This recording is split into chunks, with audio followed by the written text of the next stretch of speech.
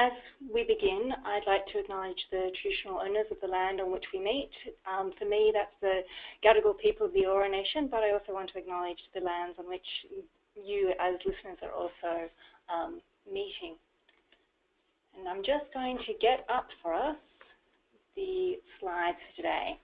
So today's presentation aims to give, I guess, some background information and hopefully some little tricks that will assist you in doing your work. We'll start off by what a literature review is and what kind of searching and engagement with academic literature it might involve. We'll then look in more detail about how it is that you might go about searching for academic literature if you're not actually within a university at the time, so how you can do that outside of a library kind of context. Similarly, how to find full text when you don't necessarily have the funds for doing that, and then a little bit about how to write in a way that is sensitive to what it is that you're reading, about data analysis in that kind of context, and then hopefully we'll have a little bit of time for some question and answers at the end. So to begin with, what does a literature review or literature searching look like? Literature searching can take a lot of different, ways of going about it. There can be ones that are much more detailed and systematic, so a systematic literature review or a meta-analysis if you're actually dealing with kind of quantitative numbers within that context. And then you can also do something that's much less systematic. And with your projects, you might be making decisions about how engaged you want to be. What you have in front of you at the moment is what's called a prisma diagram, and it's a way of recording what it is that you've actually done through a literature review. And the reason that I have it up on the screen is, I guess, to emphasize the size of which a literature review can be. So this is the prisma diagram from the project that I did last year around the co-occurrence of domestic violence and sexual assault. And you can see at the top that we're dealing with about 6,000 articles that I was reading, or at least having access to and sorting through. But you can see that as we kind of progress further through, we're getting rid of a lot of those. And a lot of that's done at the title kind of phase. So you look at the title and you go, yes, that's something's relevant to me, or no, it's not. And that's a really appropriate way of engaging initially with material. You might then choose to look at the abstracts for things that do look like it's going to be relevant, and then from those, again, selecting what is and isn't relevant. For you might then move on to actually reading the entire article, so full text analysis. At that point, you might actually look at the references of a particular piece. So look at the background of that as a way of seeing what articles informed this thing that you had found was useful. By doing that, you actually then expand out what it is that you're examining, and hopefully are able to get more coverage of the available literature.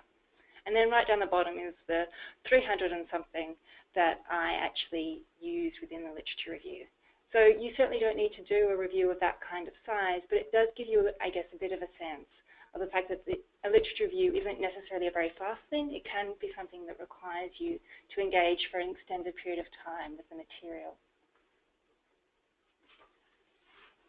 So in order to do a literature review, you need to search on databases. And to do that, you generally use a search string or a search strategy. What you have in front of you here is the groups of words that are used for the review that I did, and set 1 and set 2 there are the groups of words or search strings that we used for sexual assault and domestic violence, and they're the ones that we use at ANROWS when we're doing literature reviews generally. So you can see that there are different words that basically mean the same thing. So sexual violence, rape, indecent assault, sex crime, date rape. And what is important about having a range of terms that you're using is that a particular article that you are examining may or may not use the same terminology as what it is that you might be familiar with, or that you might use in your own work. And so by using a broader set of terms, you're actually able to ensure that you're getting the full range of material that is relevant to you. So a search string can be used in a range of ways. If you're doing a very systematic review, or if you have access to a library service, you might do a Boolean search, which actually involves using all those terms in a particular string. or you may choose to take out different terms as you go along. So you might do a search and include domestic violence as the term, and then you might do another search and see whether using family violence gives you some different results. So it can be a kind of trial and error, or it can be much more systematic. So we're now going to go to a poll question as we start to talk a little bit about Google Scholar. I'm going to talk to you in most detail when we're talking about search strategies about Google Scholar, because I think it's a really useful tool for us, precisely because it is free and it's available to all of us, and it also collects information quite well and gives us a range of useful tools for doing that. So Google Scholar is quite different to Google. Its main difference is that it's limited to academic publications, which means that it's dealing mainly with journal articles or books, so things you'd expect to see in a university library. But it also gives you some infrastructure for managing resources, and that can be really helpful. I'm just wondering how it is that we're going with the poll, Tina. Tina? Sorry, Peter. Yep, I was on mute. Sorry. We're almost there. 92% have voted, and okay, I'm just closing the poll now, and I'll share the results. Here are the results now. Okay, would you like me to read them to you? No, it's all right. We're looking at about 3/4 of people feel that they might be able to use with a bit more knowledge, and we've got about 20% of people who have never heard of Google Scholar. So hopefully this presentation will be useful to everyone by the sound of that, which is really great. So Google Scholar is part of, I guess, the range of products that Google produces, which means that if you've got a Google account already, you can set up alerts within Google Scholar to get academic research sent to your email. So you'll need to have a Google account, but that's pretty easy to set up if you want to do that. And I would encourage, if you're going to set up an alert, to use fairly general topics. So something like domestic violence in Australia or sexual assault. And I would encourage you probably to include Australia into that alert query, precisely because it means that you're likely to be getting material that's more relevant to Australia and to your context. So it's a really useful way for people to be able to get material, to be able to have a bit of a sense of what's happening in the literature over time, and kind of keep your finger on the pulse as far as things that are coming up. In addition, ANROWS does, I guess, a bit of a similar role in as much as we have a fortnightly notepad. It's an email alert that goes out, and it includes information about recent publications. So it's a bit more choreographed, so we have a bit of a look and assess some of the quality of the material, but it's another way of, I guess, having a bit of a sense of what's going on in the academic literature. So if you're going to do a search on Google Scholar, and you're not familiar with the topic that you're engaging with, I would really encourage you to begin by looking for a literature review, systematic review. Even if you're going to be doing one of those things, chances are someone's done one on a similar topic. It may be a bit old, it may be based in a different country, but what it will help you do is to become familiar with what words and what ideas are really common or specific to the context in which you're wanting to find information. And so what I would suggest you do at the beginning is to actually search first for a literature review. So put in inverted commas into your search string, literature review or systematic review. And what that will do is give you a place where you can then snowball from that, so to use the references from that material to see what else is going to be relevant to you. Google Scholar is like much of Google in as much as you're likely to get a large number of results, and that can be a little bit overwhelming. And there are a couple of ways that you can narrow down and make more specific what you're doing. The first of those is to use inverted commas. So if you have an idea where you're wanting to have both words within, you're wanting your idea as 2 or 3 words, then by putting that in inverted commas, Google's only going to look for that phrase as a whole. So, for instance, in the example that you have in front of you, domestic homicide is put into inverted commas precisely so it is that the search engine is looking for that as a phrase. Other ways that you can help narrow things down is you can give a range of publication time. So to look at publications since 2015 or 2012 are the examples that are over there on the left-hand side, but the arrow is actually pointing to custom range. And the reason for this is that most literature reviews look at about a range of about 10 years, and I'd encourage you to do a similar thing. So to select custom range and then put in 2007 to 2017. Now, the reason that I put in 2017 rather than 2016 is that we're starting to come into the end of the year. And what happens with academic journals is that they'll put things onto the website as kind of pre-publication. So they'll be available for you, although their publication date will be in 2017. So if you actually put as your custom range to include the following year, you'll also get those really new publications coming in. Other thing that you can do to just reduce the number of results that are coming up is to make sure that you're excluding patents and citations. So citations here mean that there are instances where something is referred to in someone's bibliography, but Google Scholar doesn't have a link to that resource directly. So it's just a way of kind of reducing things down to the material you're most likely to be able to use yourself. On the other hand, you might find that the specific topic that you're interested in actually there isn't a lot of material, or that what there is that's most relevant you really want to explore in more detail. And there's a couple of ways of widening things out. The first way of doing that is to look at the cited by function. So if you imagine that this is the article that my hand, hopefully you're able to see that, is the article that you're looking at, that you've determined is really relevant and you really like and you want to find more like it.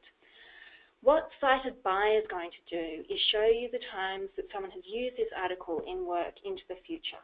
So it's even more relevant work as far as time, but you'll have to look and see whether it's actually relevant to your topic. So it's more recent, but relevancy you'll have to assess yourself.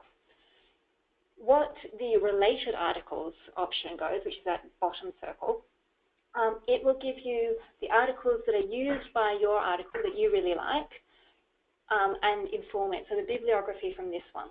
So some of that kind of more traditional snowballing we were talking about earlier. So both of those are ways that you can actually widen out your search, and that can be really helpful.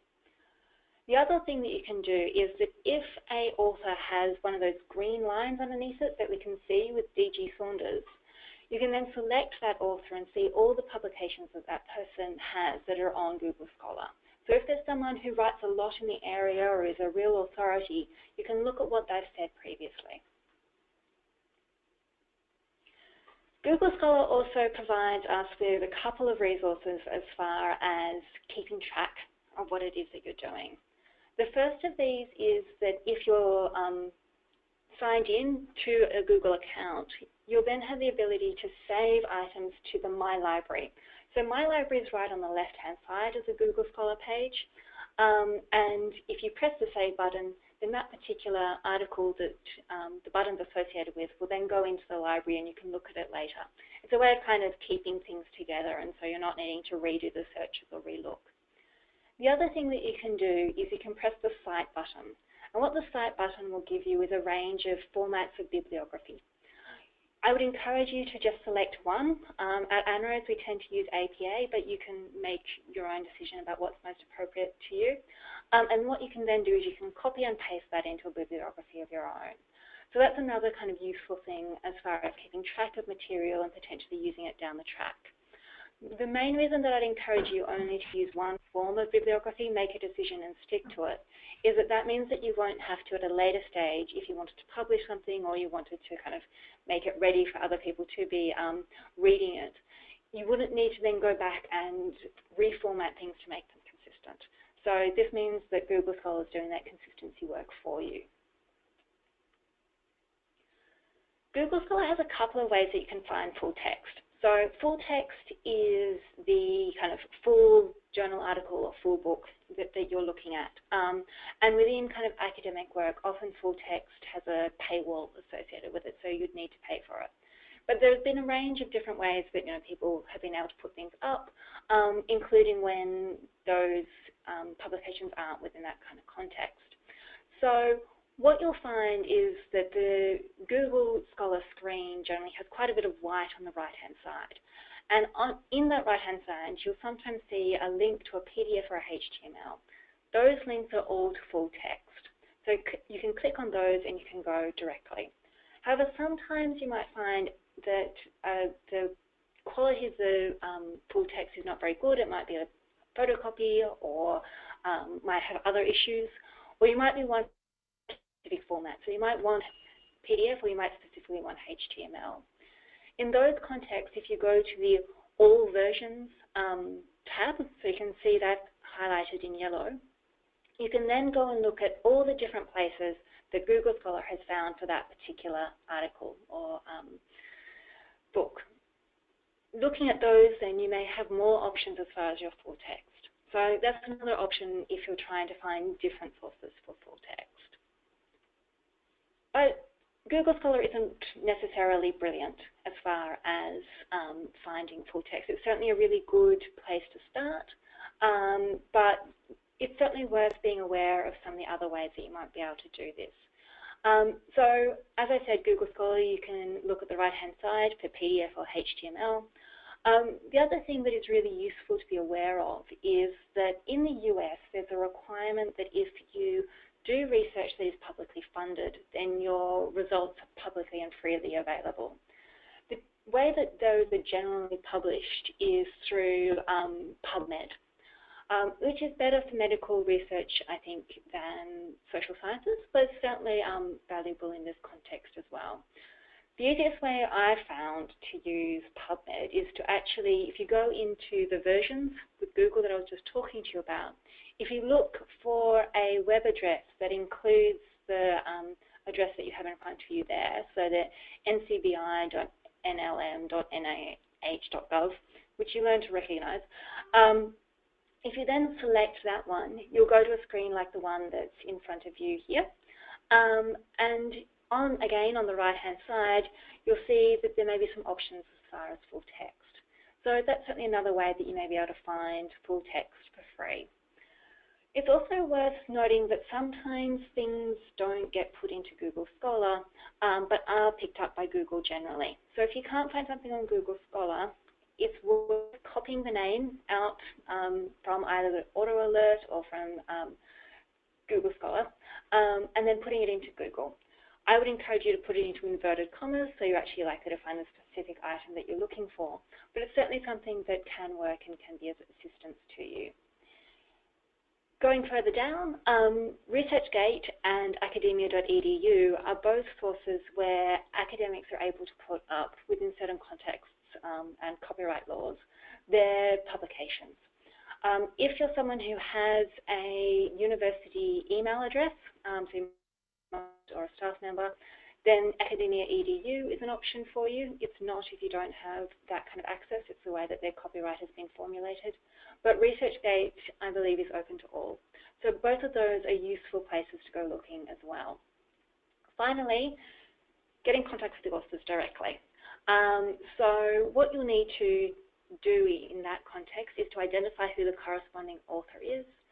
You should be aware that authors move around quite a bit, so don't assume that they're at the same institution as is listed on the article. So do a Google search and find where that person is at this point. Academics are generally quite easily available and findable on the web. Find their institutional email address and just send them a quick email. Researchers tend to really like knowing that their research is being used, and most are quite obliging if you explain what it is that you're wanting the material for and why it is that you are asking them. So just to explain that you don't have access through a university library. I'm now going to go a little bit on to reading academic articles. And reading academic articles can be quite kind of overwhelming, or it can feel a little bit confronting, but it's one of those things that varies a lot as far as how it is that you might want to do it, depending on the discipline in which you're working. So it's a little bit challenging for me to think about how it is that I would give you a couple of tricks in a few minutes. What I would say is that in basically all disciplines, the abstract will tell you most of what you need to know. Researchers are used to people only using the abstract, and so it's going to have the headline measures for you. In addition, the conclusion and the introduction are really valuable for understanding the so what, so giving a bit of context to the material that you're reading. When you are reading, I would ask you to be very sensitive to both the place and the sample size. So when we're talking about place, what I'm talking about is the location in which the research is completed. So some places are more comparable to your particular context than others. So research that happens in Australia or the US or the UK is going to be quite relevant probably to your context. But research that happens in Zimbabwe or India, those might be less relevant. Sometimes they may be quite relevant, but in some contexts you'll find that actually the overall social context will really affect the type of findings and the generalizability to your own context. Related to that is sample size. So I would very much encourage you to be sensitive to the sample size. What you're looking for is a sample that's large enough for you to be confident that the findings aren't just aberrations.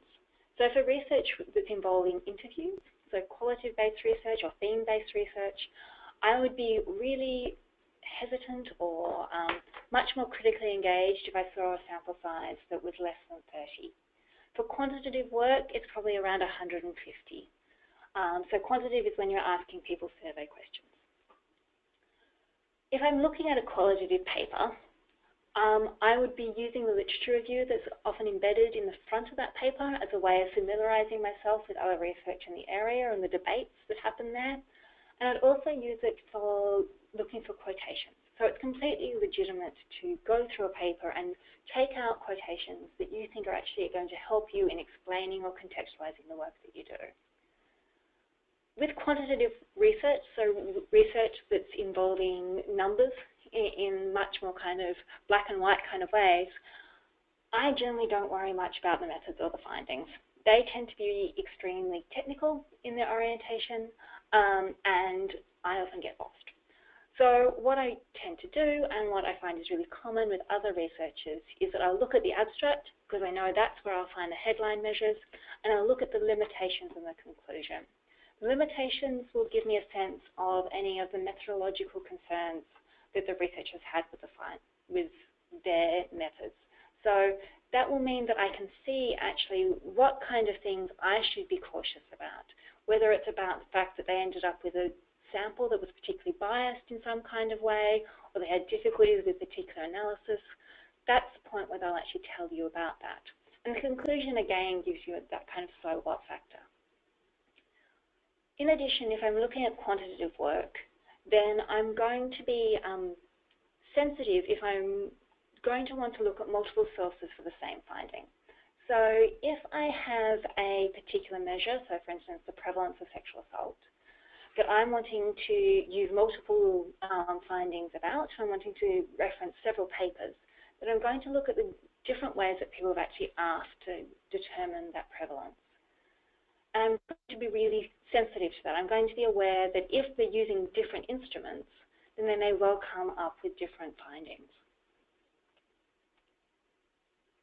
So when I'm writing about findings, I find that it's really important to be clear about the type of source that I'm using. So here are, I guess, a range of sentences that give us a bit of a starting point as far as some of the material that you'd be considering including. So you might be wanting to highlight the fact that the study is small or large, or if it's representative.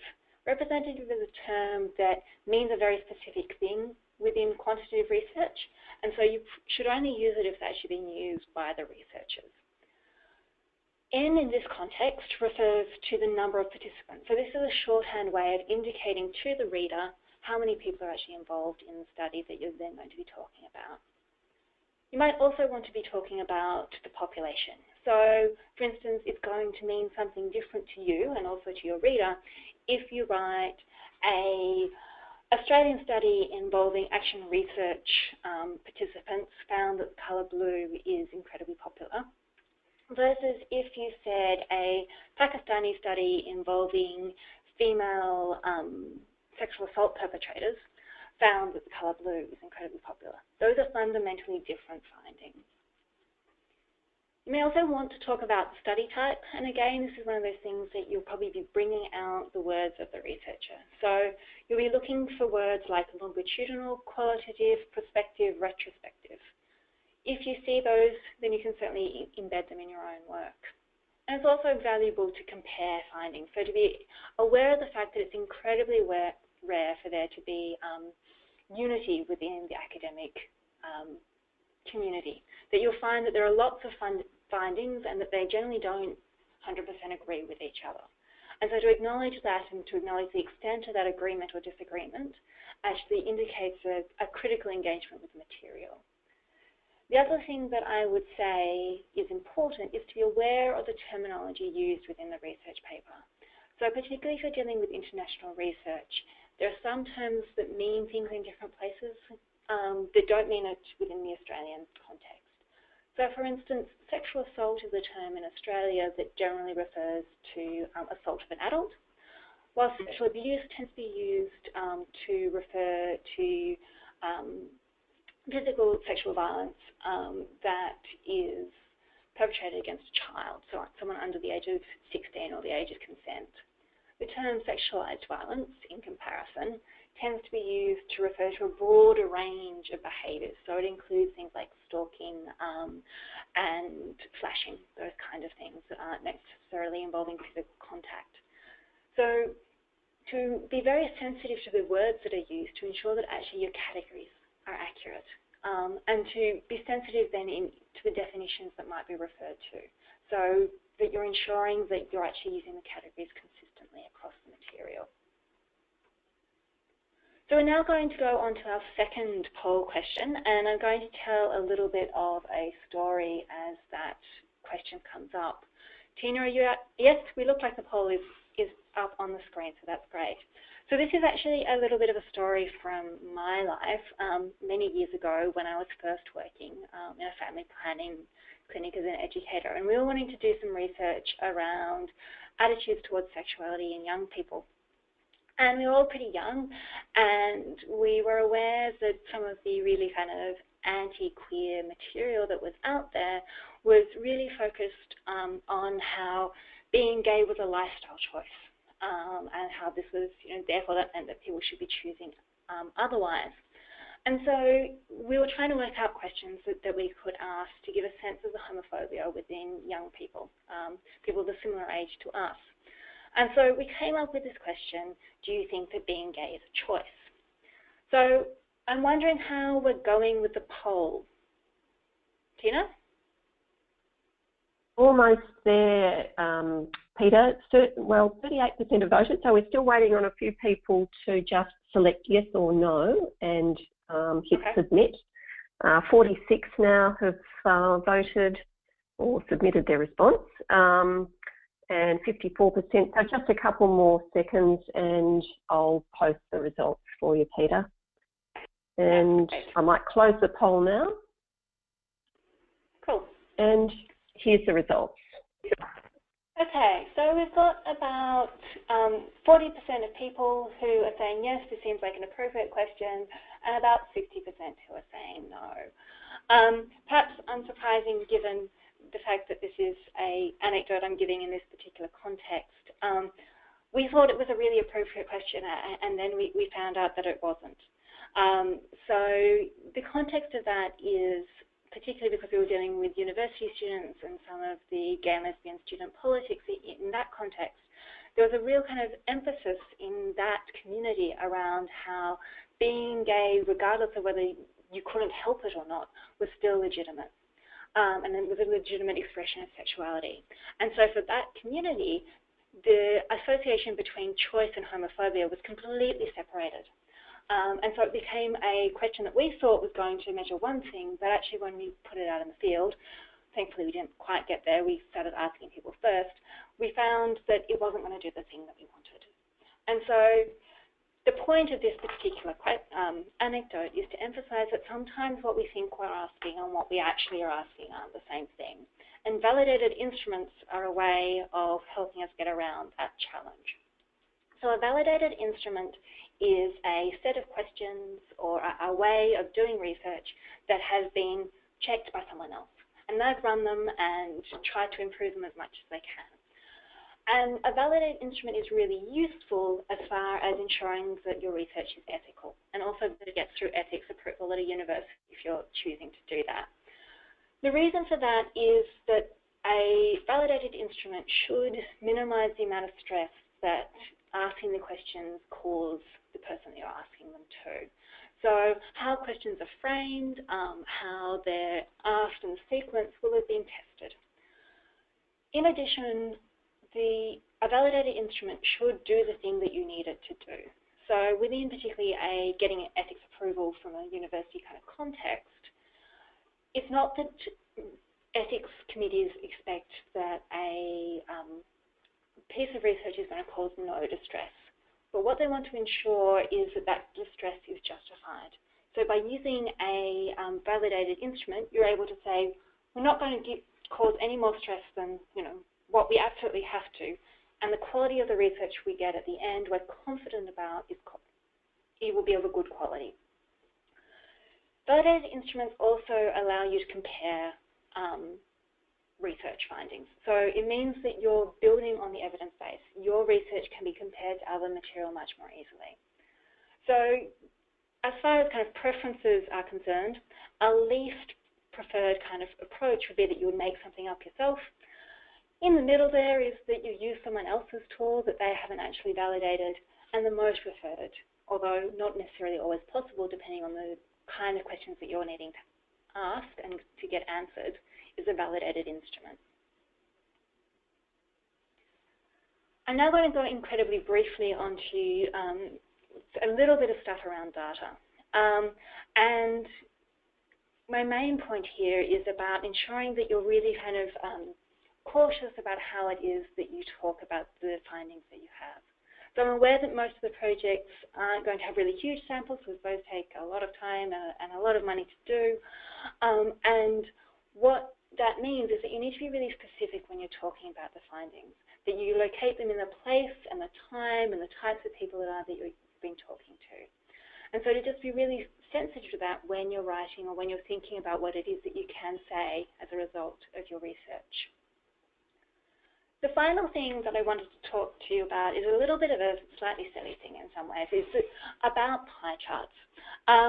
So if you're someone who has gone through a Stats 101 course at a tertiary institution somewhere, you're probably familiar with the lecture about pie charts and about how pie charts aren't really to be relied on.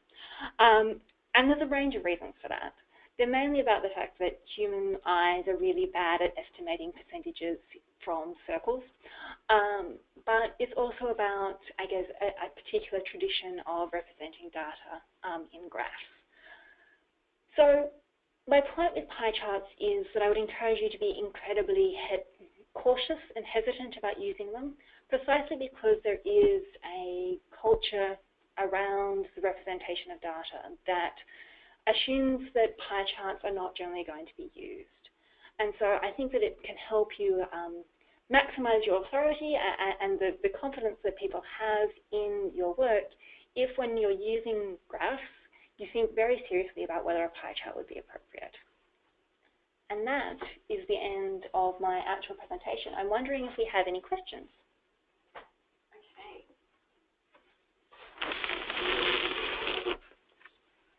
So, yeah, if anyone has any questions, we've got a little bit of time left, so now is a good time to get in.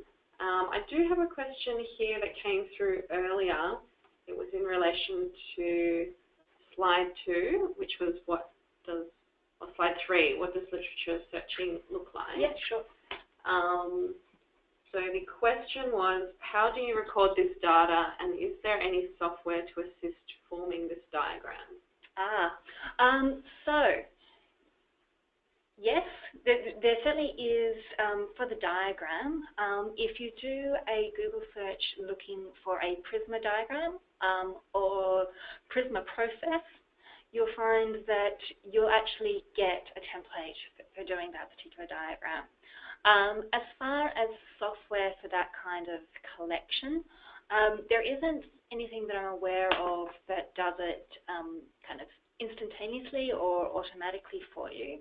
But what you might do is that if you have access to bibliographic software such as EndNote, I generally have a process where I will basically dump everything from Google Scholar straight in to that.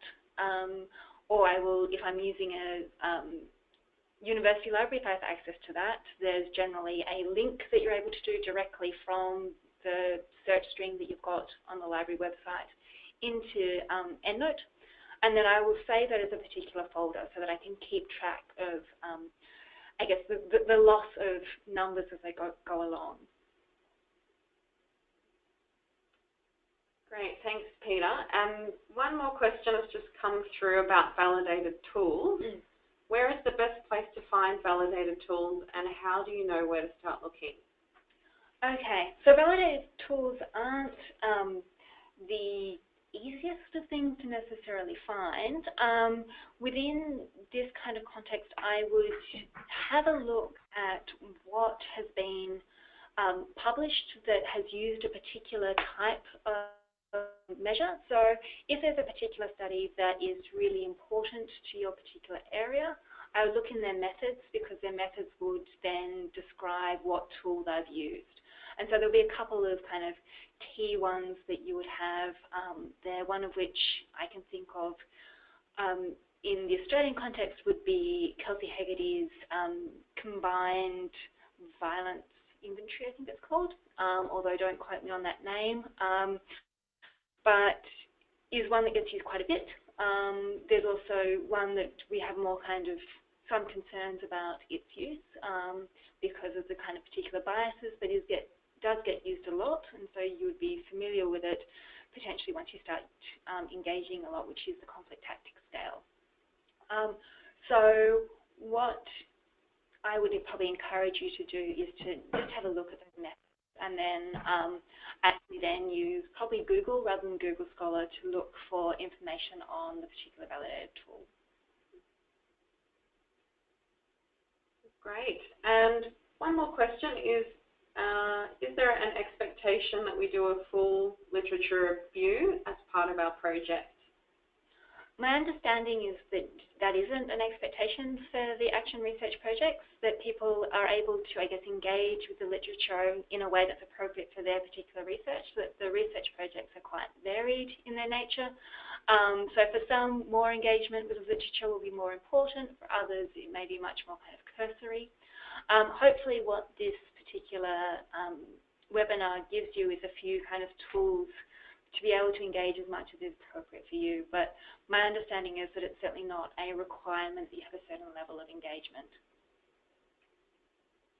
Great, and a question has come through that's related to that, so that may have just answered, Peter may have just answered some of that, but I'll read it out. It says, for the Building Safe Communities for Women project, is there a guide of what size of literature review is fairly proportional to the amount of funding the project has? For example, how do we not get overwhelmed? Okay. I certainly hope that today helps you feel a bit more in control rather than overwhelmed with the material. But I would suggest that if you're unsure about that you probably get directly in contact with Steph or Liz. So to have a bit of a sense of what's going to be most valuable as far as the amount of information you need. But then if you're still unsure or you're not confident with that, then to just give Liz or Steph a call.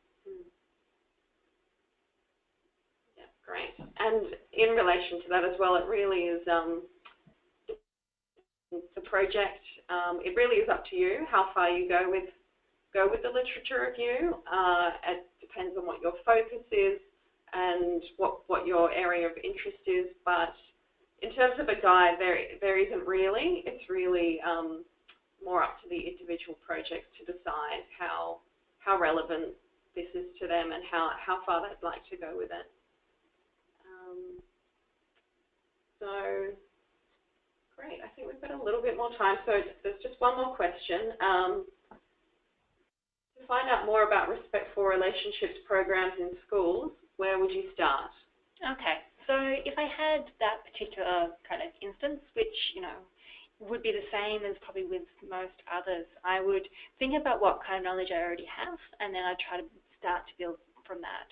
So I'm aware that there are some programs that happen in New South Wales whose name has now gone completely from my mind, Love Bites. And so what I would probably do is I'd start with a bit of a Google or a Google Scholar search for Love Bites, because I know that that's in my area. And I'd see if there was anything out there, and I'd have a bit of a read and look for some key terms. I would then kind of select those terms out, and I would do a Google Scholar search, and I would go through some of the processes that we described here around searching through that. And then I would probably also think about whether there are other organisations that I would think would be relevant that I might be in contact with, to see if there's stuff that's not necessarily in the public domain but might be useful to me.